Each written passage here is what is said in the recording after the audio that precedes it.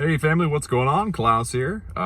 We are in the city. You guys know I live outside of the city, so we're in the city today, and we are going to the grocery store, and we needed to make some returns and things like that. So today I want to talk about something that I've always kind of been interested in this, but I've been getting into this more lately. Emergency preparedness. About a year ago or 2 years ago, how long was that? That was a long time ago. We had the big freeze in Texas, right? Where our electrical grid went down.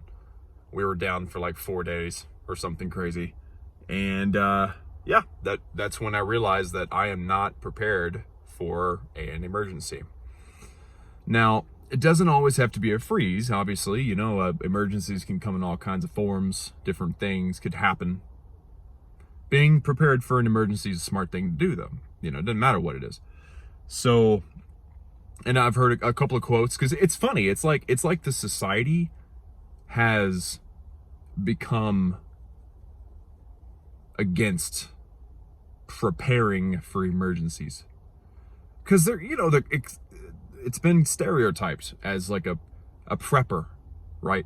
Or a hoarder, which, is it wrong to prepare for emergencies? No. Is it wrong to hoard things and have more than you'll ever need of something? Yeah, I think that's not good. But if it's your money, so spend it how you want, right? So anyway, because of that negative connotation, I fear calling myself a prepper. However, I am now considering and researching how to actively prepare for emergencies. So I just wanted to share my thoughts on this, my plan, kind of the mindset of it, and then probe you guys and your thoughts and your ideas on how to do this, and also educate some people, because I'm sure there's some people that they have never thought about this before, and then this video is going to make them go, huh, I need to do that. Because one of the things that we know is true is that it's better to be self-reliant, right? It's better to be self-reliant than dependent on other people, or dependent on the government, dependent on whatever. Because let's say a freeze happens again, right? In Texas, where our electrical grid goes down for 4 days. Well, most of us get our water from water wells, or you get the water from the city, which they get their water from wells too.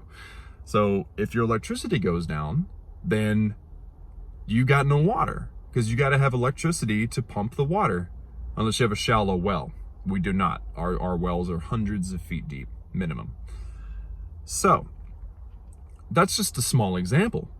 There's worse things, like war. Think about what's happening in Ukraine right now. You really can't get away from war. But it would be better if you had your own water, your own food. Think about it this too, like during hurricanes, when there's a hurricane and there's no travel in and out of a place, grocery stores don't have food for days, sometimes weeks at a time, and people who have no food in storage or in their pantries, they're just hungry. They're dependent on other people, or they just don't eat. So emergency preparedness isn't just about apocalypses and things. It's about, practical things. So today we're going to Costco to pick up some food,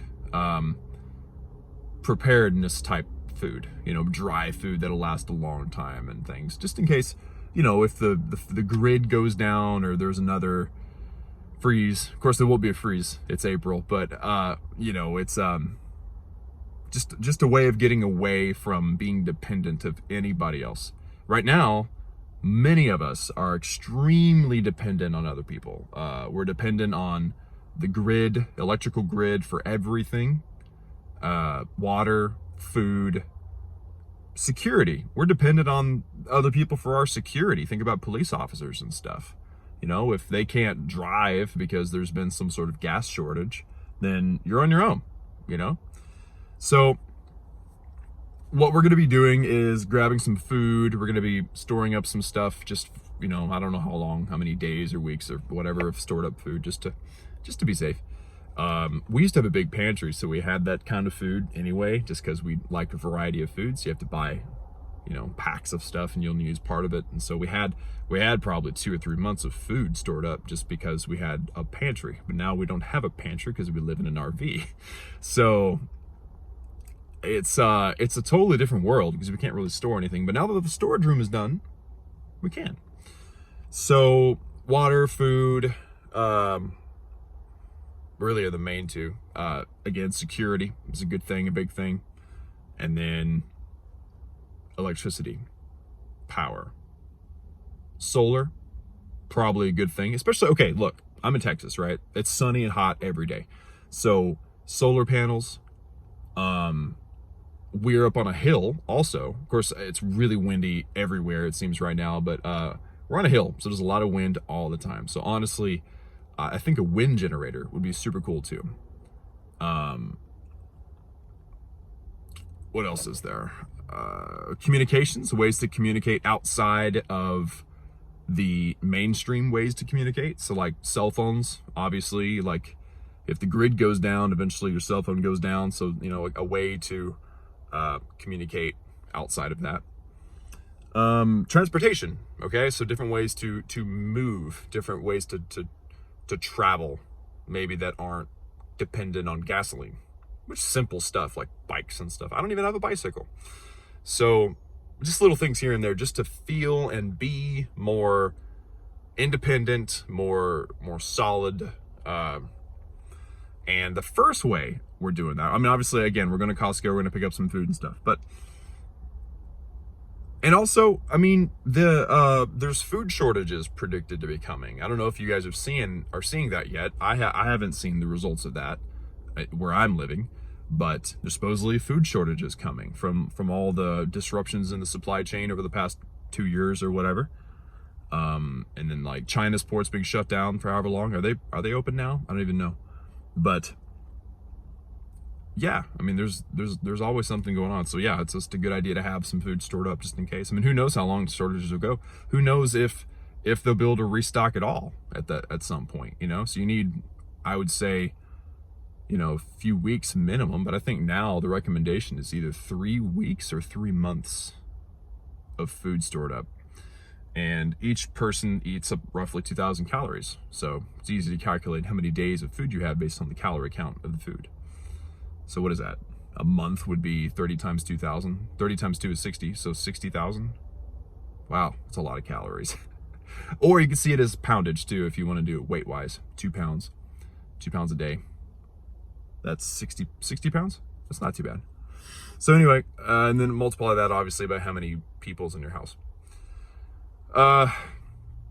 So yeah, that's pretty much it. You know, I'm just trying to think differently about certain things, and just wanted to probe you guys' thoughts. If anybody has any thoughts on how to do. Oh, another way I'm gonna share this with you because I'm gonna make a video on this. Actually, I'm getting a water tank because if you're not wasting your water, you only really use 25 gallons a day. You know, you drink one, you might shower for a few minutes, and cooking a few gallons a day, you know, per person, 20 roughly. So if you get a 2,000 gallon tank, then you have enough water on site without needing electricity to pump it from the well for 1,000 days or something like that. If you have 2 people, that'd be 500 days, over a year's worth of water, just a 2,000 gallon tank.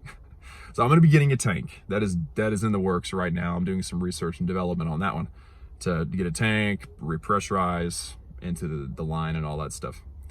Again, just as a form of emergency preparedness. I think everybody at some extent can go, you know, what would be good? Because here's the quotes I mentioned earlier, but I didn't actually say them. So one of them says, if you fail to plan, then plan for failure, which is very important. And another one, and I got that from Minuteman Prep website, YouTube channel. Been watching him a lot because I like the solar stuff. You know, like he does a lot of solar stuff. And then another one, his dad, LDS Prepper, He says, it's a little harder to remember that quote. If you plan, you shall not fear. Something like that. If you successfully plan, you shall not fear. Something like that. Anyway, it's good stuff. So, I don't like to be afraid. So, hey, being prepared for things is a good idea, right? I'd rather have it, not need it, than need it and not have it. That's what I grew up with. So, like, weapons, for instance. Self-defense. You buy a gun or whatever with the hope that you don't have to use it. You know? So, I think that's the end of my brain dump for now. Let me know in the comments if you've made it through this whole thing. Thanks for watching, and I'll see you all next time.